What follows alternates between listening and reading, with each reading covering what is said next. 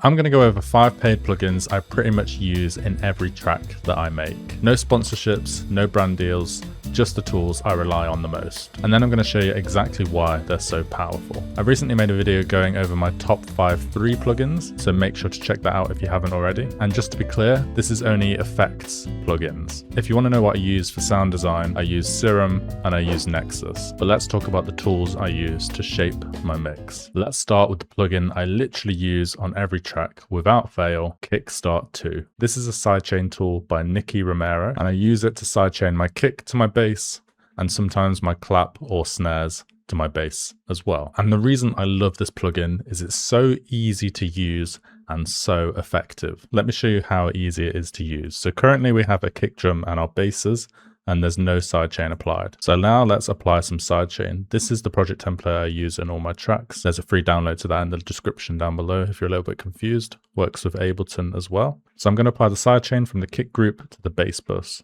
So when the kick plays, all the basses will duck. So let's come to the kick group here and then right click on the bass bus, sidechain to this track. Come here and then in slot 9, I'm going to add my Kickstart 2. Now, if we go to audio, this will change the routing, so it only applies when the kick hits, but then we need to set it up in the settings. So we come here to processing, to the sidechain one, right click, and then link it to the kick group. So now with that audio on, every time the kick plays, all the basses linked to the bass group should duck. So let's play it now.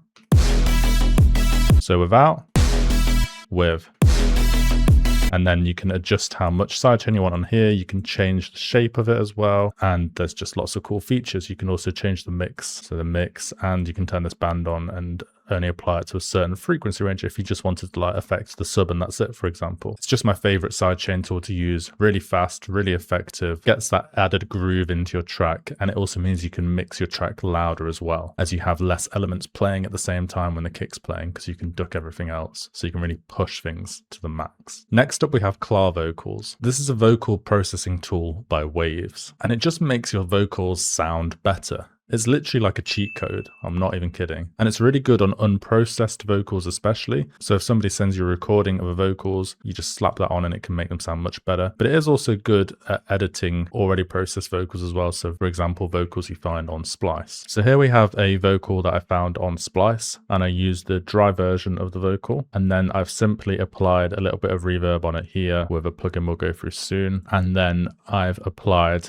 my processing CLA Vocals to it, and I've used the Start Me Up Dry preset. So you can go through presets here and here, and you can go from here, and I've used this one, and then I've just gone through each section and changed it appropriately, and this is what the end product sounds like. So let's play it without, and then I'll keep turning it on and off so you can hear the difference. Yeah, I wanna see you drop to the beat in the club. Don't wanna see you stop, move your feet, turn it up. I wanna see you drop, down it goes, take a shot. Don't wanna see you stop, move your feet, turn it up. And you can see that it just makes it sound crisper, cleaner, more in your face. Sounds awesome. Okay, now let's listen to another example. So this is a vocal that a vocalist called Tans recorded for a track that we worked on. And this is the raw processing he sent me. And then I'll turn the waves on and off so you can hear it. I won't apply the extra vocal here, just so you can hear the raw processing. So let's listen to it. We're getting them so high, we come to set the levels. Feeling the bass line, arcade, bang the treble, raise it to another level. We're getting them so high, we come to set the levels. Feeling the bass line, arcade, bang the treble, raise it to another level. If you wanted reverb on it as well, for example. We're getting them so high, we come to set the levels. Feeling the bass line, arcade, bang the treble, raise it to another level. In my opinion, that just sounds amazing. And in the mix as well, it also sounds amazing. This track is called Another Level if you want to hear it in action with the whole track. Now we have Pro L, a limiter by FabFilter. This is hands down the best limiter you can get. It has an amazing user interface, and you can push things through it to an insane amount of gain reductions and it still sound amazing. I normally push between 1 to 6 dB of gain reduction maximum. Sometimes I go more if I'm feeling a little bit crazy, and it's best to use on tonal sounds. For example, basses, instruments, vocals, but not drums. I like to use clippers on drums because they're more transient sounds. And if you can't afford Pro L, I recommend getting like KHS limiter instead. Now, if we look at where I use Pro L, I'd normally use it on bass channels to really push the levels of the bass up and get a little bit of gain reduction, so all the basses get to an equal level of volume so they don't sound weird against each other. I may use it on like a vocal if I need to push the vocal a bit louder to sit higher in the mix, and then I might use it on some instruments as well. You can see here I've actually used KHS limiter for this one just because it saves some CPU issues sometimes. And then I'll typically use it on the bass bus just because if there's a lot of basses coming through here and they're all being pushed quite a lot,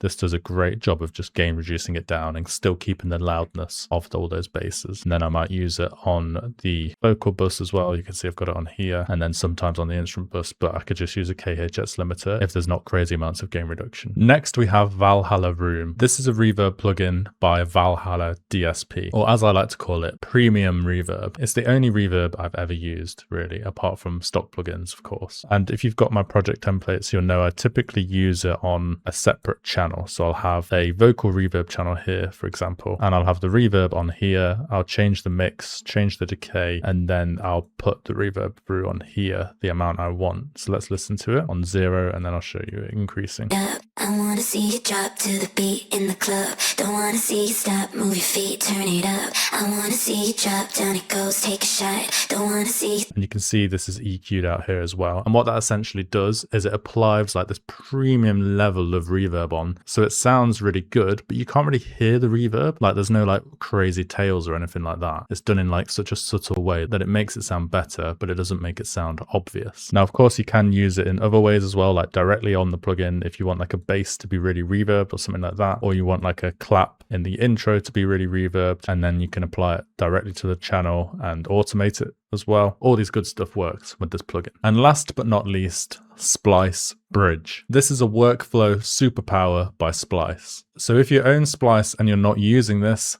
start using it right now. Let me show you how it works. So let's open up Splice, and then you come to your apps and plugins here, and you'll see Splice Bridge is along here. So you just install it, reopen your door, and then you need to add it to one of the effects channels. So I normally add it at the end in channel 65. You can favorite it as well, which is what I've done here. So you need to go here, find it, and then favorite it, and then it should connect. And if it hasn't, you come down to the bottom right here and connect it. And then when you're looking through samples now, so let's just find like drums. Let's just put loops on. So if we play this one, not only is it now synced to your BPM, it is 173, but now it's synced to 174. You can change the key of it. So that if it's a tonal sound, you can put the key of into your track. So let's just do that. So let's find a vocal. So let's just go for like this one.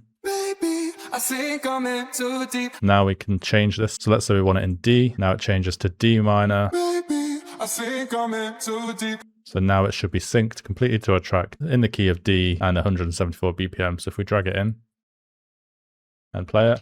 Baby, I think I'm in too deep. I feel so strong, addicted to your love. And that's clearly in time. So you don't have to change the pitch of it on here, then set the BPM every time you add something in. It just adds straight in, and it's in key and it's in time. It's an absolute workflow gem. And it means you can test stuff against your track as well. So let's say I'm playing the drop here. Let's just turn everything off apart from the drums, and I just want to like experiment with how my drums sound against some random basses. What I could do is put Splice Bridge in like this channel. So let's remove the channel 65, and then let's come here, apply Splice Bridge here, and then let's find a random bass. So let's just search D&B bass. So for example, like this bass here. Now when we press play, we'll just turn that off. We can test basses with our drums.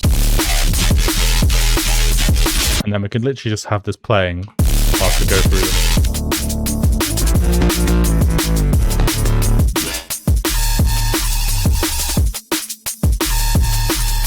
And that is the video complete. If you're enjoying my teaching methods, why not check out my music production academy? More details in the description down below. And if you enjoyed this video, why not watch this video here, where I go through my top 5 free plugins that I use in pretty much all my tracks as well.